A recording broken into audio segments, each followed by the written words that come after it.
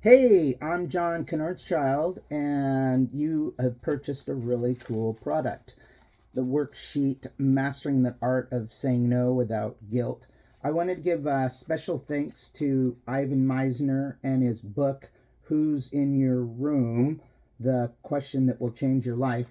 This is where I learned about the topic of the importance of saying no.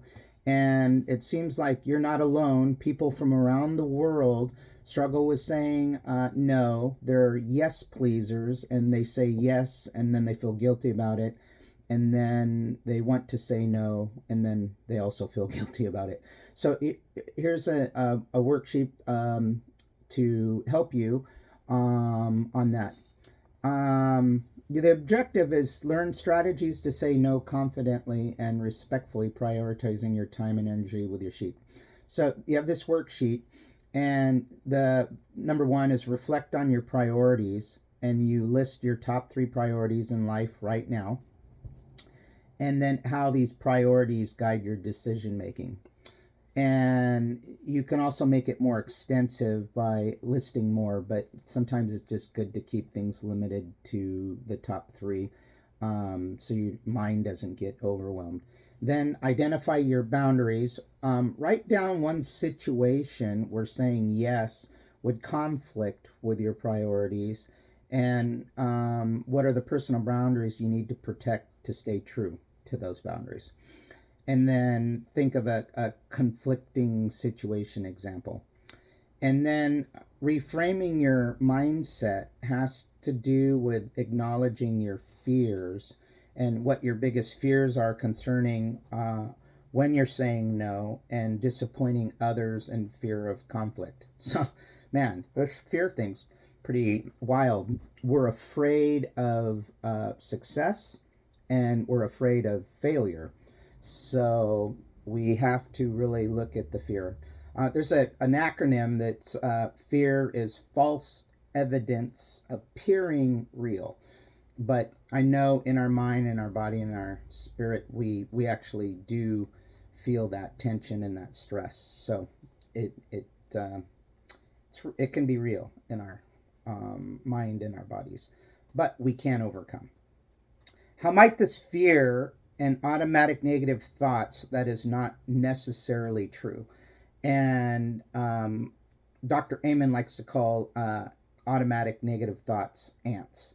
And we have to identify those ants, and there's an awareness. Then, after we've gotten the awareness, then we need to take action, and then have accountability. And so that's what I'm here for you, is to help you have awareness, take those automatic negative thoughts, and then take action on them, and then have some accountability. And you have to kind of write those thoughts down and then start reframing the lies that they are. And acknowledge your fear. So, what is your biggest fear of concern when saying no? Um, Disappointing others, fear of conflict. Dig deep, find out what that is. And then, how might this fear, be stopping you and your concerns? And then affirm your right to say no. Write down some positive affirmations that reinforces your right to um, saying no without guilt. And here's some effective ways to say no while maintaining professional respect for yourself. You could just start with the polite decline. Thank you for thinking of me, but I'm unable to commit to this right now. You could also offer an alternative, and that alternative is, I can't do that, but I can suggest someone who might be able to help you, and then you can delegate. You can use a soft no with a yes, not available to take this on, but I can assist with a different aspect of the project. The direct approach is just no, won't be able to do that. For some of us, we've gotten to that point, and other of us were still working on it. You could set a boundary. I have to focus on my current priorities, so I have a list to decline. You can just be honest. I don't think I'm the right person for this task. You can also say, hey, I have to look at my schedule. So there's lots of different ways to say no, but we need to find the right one, or three that feel comfortable to you, doesn't feel like a lie, and then practice that over and over. So when the situation comes up, you can use that. And practice and going over things over and over help make it become a habit, and also help to change the neural programming that's going on in your brain. We're programs, and we're programs of the past, and also understanding our values, and there's a whole exercise just on those values. And if you need more help, I offer one-to-one coaching. This is just kind of an intro assignment to get you thinking and getting you going, and some quick thing exercise.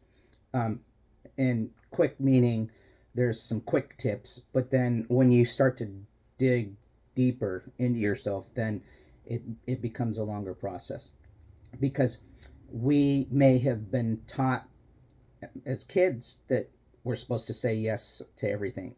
There are cultures out there that they don't say no culturally, because that's like not very polite. But if we don't learn to say no, we only have 86,400 seconds in a day, or 1,440 minutes.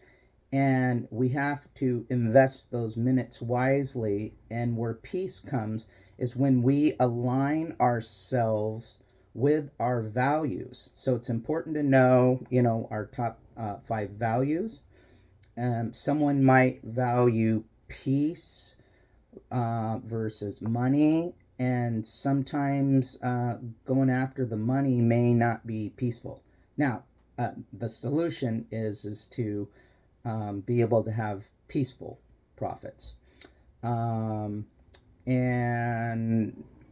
we just have to kind of take the time to reflect, know those things, and then find out more about ourselves. And as we learn more about ourselves, then it'll help us to be able to set better boundaries. And so look forward to helping you say no and have more peace and freedom and prosperity in your life. And feel free to email me.